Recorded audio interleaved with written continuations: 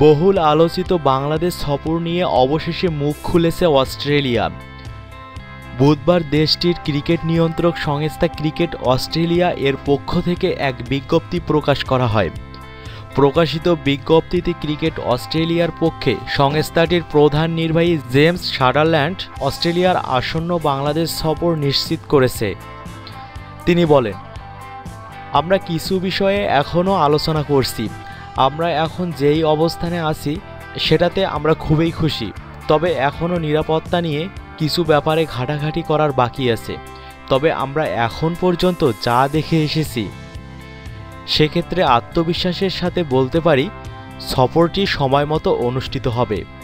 Cricket অস্ট্রেলিয়ার এই বিবৃতির পর বাংলাদেশের ক্রিকেটে অনেকটাই স্বস্তি নেমে এসেছে।